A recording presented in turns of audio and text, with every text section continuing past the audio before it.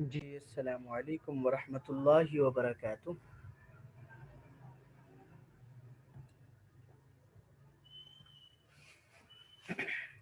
بسم اللہ الرحمن الرحیم۔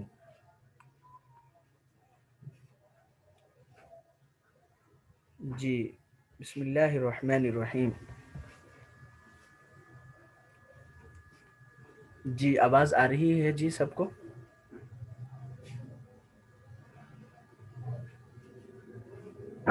جی کل کے سبق میں ہم نے یہ پڑھا تھا کہ اسم کی حالت رفیع کب ہوگی۔ آج کے سبق میں ہم یہ پڑھیں گے کہ اسم کی حالت نسبی کب ہوگی۔ میں نے عرض کیا تھا کہ اسم کی تین ہی حالتیں ہیں، رفیع، نسبی اور جری۔ اسم کی تین ہی حالتیں ہیں، رفیع، نسبی اور جری۔ تو رفیع حالت کا میں نے کل عرض کر دیا تھا۔ اب ہے حالت نسبی۔ تو حالت نسبی کو سمجھنے کے لیے پہلے منصوبات دیکھ لیجئے۔ منصوبات کل 12 ہیں۔ کتنے جی؟ کل 12 منصوبات ہیں۔ نمبر 1 مفعول بہ، نمبر 2 مفعول مطلق، نمبر 3 مفعول لہو، نمبر 4 مفعول معہ، نمبر 5 مفعول فیہ، نمبر 6 حال، نمبر 7 تمیز، ان اور اس کے اخوات کا اسم، ما لا کی خبر، لا برائے نفی جنس کے اسم، کانا کی خبر مستثنی۔ اب یہ کیا ہے؟ منصوبات ہیں، ان کو ذہن نشین کر لیجئے، دوبارہ دیکھ لیجئے۔ 5 مفعول، مفعول بہ، مفعول مطلق، مفعول لہو، مفعول معہ، مفعول فیہ، حال، تمیز، ان وغیرہ کا اسم، اچھا، کانا لائن فی جنس کا اسم، ماولا کی خبر، کانا کی خبر، مستثنی۔ یہ کیا ہو گئے؟ منصوبات۔ اچھا اب آپ ان کو ذہن نشین کر لیں گی تو اب دیکھیے اسم کی حالت نسبی کب ہوگی، یعنی اسم حالت نسبی میں کب ہوگا؟ دو ہی صورتیں۔ نمبر 1 جب اسم براہ راست منصوبات میں سے کوئی ایک بن رہا ہو۔ جب اسم براہ راست منصوبات میں سے کوئی ایک بن رہا ہو تو وہ کیا ہوگا؟ حالت نسبی میں ہوگا۔ ٹھیک ہے؟ اچھا جیسے اس کی مثال میں آپ کو ہم پیچھے کر چکے ہیں، جو ہے نا مطلب علم النحو سے دیکھ لیتے ہیں ابھی۔ جیسے دیکھیں اب مفعول بہ کی اکل زید طعاما، اکل فعل ہے، ہم اسم کی بات کر رہے ہیں۔ زید اسم حالت رفیع میں، کیوں؟ فاعل بن رہا ہے مرفوعات میں سے۔ طعاما زید نے کھانے کو کھایا۔ اب یعنی کھانے، زید کے کھانے کا فعل طعام پر واقع ہوا تو طعام مفعول بہ۔ تو اب دیکھیں مفعول بہ ہے تو حالت کون سی حالت میں؟ حالت نسبی میں، کیوں؟ منصوبات میں سے مفعول بہ ہے۔ شرب خالد ماء، خالد نے پانی کو پیا۔ شریبہ تو فعل ہے، خالد اسم حالت رفیع میں فاعل ہے۔ حالت رفیع میں کیوں؟ فاعل بن رہا ہے۔ ماء اسم ہے، کون سی حالت میں؟ حالت نسبی میں، کیوں؟ مفعول بہ بن رہا ہے۔ ٹھیک ہے؟ اب آگے سب کی ایک ایک مثال میں آپ کو کروا دیتا ہوں۔ جی ضربت ضربن، ضربت فعل بفاعل، ضربن کیا ہے؟ مفعول مطلق۔ ہر کون سی حالت میں ضربن؟ حالت نسبی میں، کیوں؟ مفعول مطلق بن رہا ہے منصوبات میں سے۔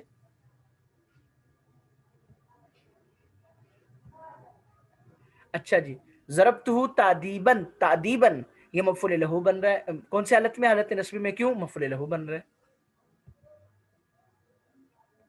جاء زید والکتاب، آیا زید ساتھ کتاب کے، تو الکتاب کیا ہے؟ مفعول معہ ہے، کون سی حالت میں؟ حالت نسبی میں، کیوں؟ مفعول معہ بن رہا ہے۔ جئت وزید، آیا میں ساتھ زید کے، تو زید یہاں پہ کیا ہے؟ حالت نسبی میں، کیوں؟ منصوبات میں سے مفعول معہ بن رہا ہے۔ ٹھیک ہے؟ سمت دہرن، میں نے ایک زمانے تک روزہ رکھا، تو دہرن یہ کیا ہے؟ جو ہے نا حالت نسبی میں، کیوں؟ مفعول فیہ بن رہا ہے۔ سافرت شہرن، سافرت فعل بفعل، شہرن مفعول فیہ، کون سی حالت میں؟ حالت نصبی میں، کیوں کہ منصوبات میں مفعول فیہ بن رہا ہے. جلست خلفک وقمت امامک، تو خلفہ اور امامہ یہ کیا حالت میں؟ حالت نصبی میں، کیوں؟ مفعول فیہ بن رہے. جی یہاں پہ پورا ایک شعر ہے، حمید تو حمدن حامدا و حمیدہ رعایت شکرہ دہر مدیدہ، تمام کے تمام حالت نصبی میں. حمدن مفعول مطلق ہونے کی وجہ سے، جی حامدن مفعول بھی ہونے کی وجہ سے، حمیدن مفعول معہ ہونے کی وجہ سے، رعایت شکری رعایت مفعول لہو ہونے کی وجہ سے، دہرن مفعول فی ہونے کی وجہ سے. تو بھی بات سمجھ میں آ رہی ہے جی کہ اسم حالت نسبی میں تب ہوگا جب منصوبات میں سے کوئی ایک بن رہا ہو. حال کی مثال بھی آگے دیکھ لیں جی. جاء زید راکبا، آیا زید اس حال میں کہ وہ سوار تھا. تو راکبا کیا ہے؟ حالت نسبی میں، کیوں؟ منصوبات میں سے کیا بن رہا ہے؟ مفعول وہ حال بن رہا ہے. جئت عمرا نائما، میں عمر کے پاس آئے اس حال میں کہ وہ سو رہا تھا. تو عمرن جو ہے نا وہ مفعول بھی ہو گیا، ٹھیک ہے، کیوں؟ اور نائمن اس میں فاعل ہے، نکرہ ہو کے آ رہا ہے، حال بن رہا ہے، تو وہ حالت نسبی میں کیوں کہ حال بن رہا ہے.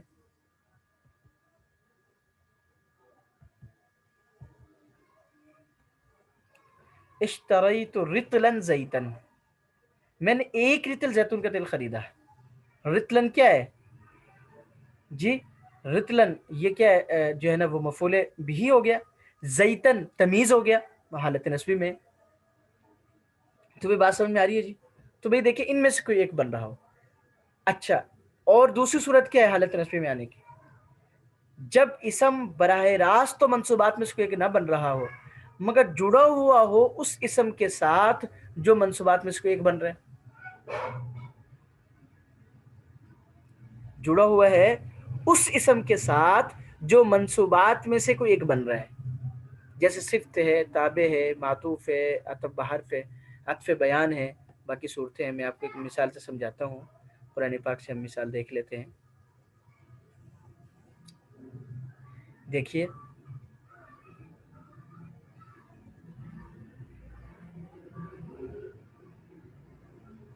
جی،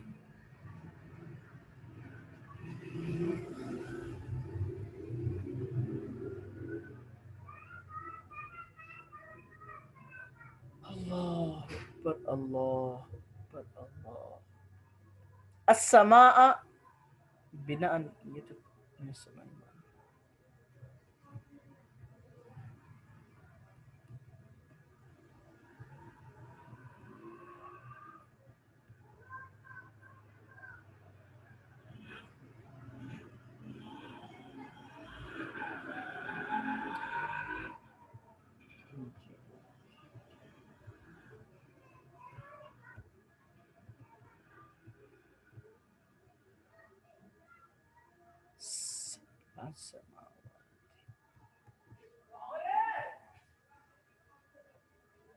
الاسماء کلها، دیکھیں علم آدم الاسماء کلها، الاسماء اس پر نصب آ رہا ہے مفعول ہونے کی وجہ سے. اللہ نے سکھایا آدم علیہ الصلوۃ والسلام کو نام، لیکن کلہ پہ نصب کیوں آ رہا ہے؟ اس کے تابع بننے، وہ جو ہے نا وہ کیا بننے، تاکید بننے کی وجہ سے. تو اب براہ راست تو اس پر منصوبات میں سے ایک نہیں بن رہا، لیکن یہ جڑا ہوا اس اسم کے ساتھ جو منصوبات میں سے ایک بن رہا ہے.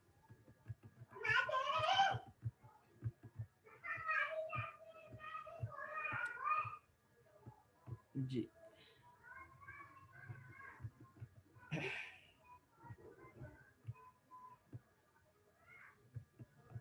ثمنن قلیلا، اب دیکھیں ثمنن پر نصب کیوں آ رہا ہے؟ وہ غالباً یہاں پہ تمیز بنے گا، لیکن قلیلاً پہ نصب کیوں آ رہا ہے؟ صفت بننے کی وجہ سے. تو براہ راست تو نہ بن رہا ہو، لیکن جڑا اس اسم کے ساتھ جو منصوبات میں سے کوئی ایک بن رہا ہے. بات سمجھ میں آئی؟ جیسے اہدنا الصراط المستقیم، الصراط پہ نصب کیوں ہے؟ مفعول ہونے کی وجہ سے، لیکن المستقیم پہ نصب کیوں ہے؟ صفت ہونے کی وجہ سے.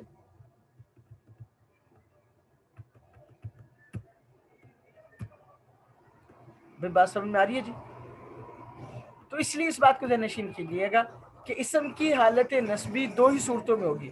یا تو منصوبات میں سے کوئی ایک بن رہا ہوگا براہ راست، یا پھر کیا ہوگا، جڑا ہوا اس اسم کے ساتھ جو منصوبات میں سے کوئی ایک بن رہا ہے. ٹھیک ہے، اس کے جیسے اب دیکھیں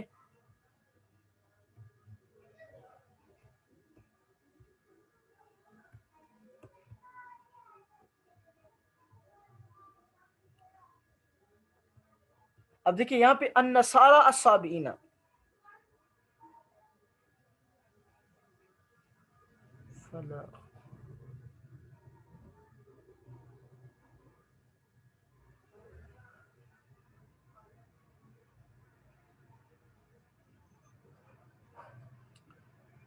تو بہرحال ہم ویسے اور بھی مثالیں وہ کر سکتے ہیں، جیسے جاءنی رأیت زیدن اخاکا، میں نے دیکھا زیدی نے تیرے بھائی کو. تو بہرحال یہ ذہن میں رکھیے گا کہ جب حالت نسبی میں کب ہوگا، جب منصوبات میں سے کوئی ایک بن رہا ہو یا جڑا ہوا اس اسم کے ساتھ جو منصوبات میں سے ایک بن رہا ہے. یہ ایک دو مثالیں میں نے آپ کو دے دی ہیں، باقی مثالیں سجد الملائکۃ جو ہے نا جی الا ابلیس، جی وہ مطلب معطوف ہو رہا ہے، جیسے جئتو زیدن و عمرن، میں زید اور عمر دونوں کے پاس آیا، تو عمرن پہ نصب کیوں آئے گا؟ عطف کی وجہ سے. تو یہ ذہن میں رکھیے گا کہ جب 12 منصوبات کو یاد کر لیجئے، ان میں سے کوئی ایک بن رہا ہو یا اس براہ راست تو نہ بن رہا ہو لیکن جڑا اس اسم کے ساتھ جو منصوبات میں سے کوئی ایک بن رہا ہے. ٹھیک ہے جی، تو ان کو ذہن نشین کر لیجئے. اللہ پاک سے دعا ہے کہ اللہ پاک ہمیں صحیح سمجھ نصیب فرمائے. السلام علیکم ورحمۃ اللہ وبرکاتہ.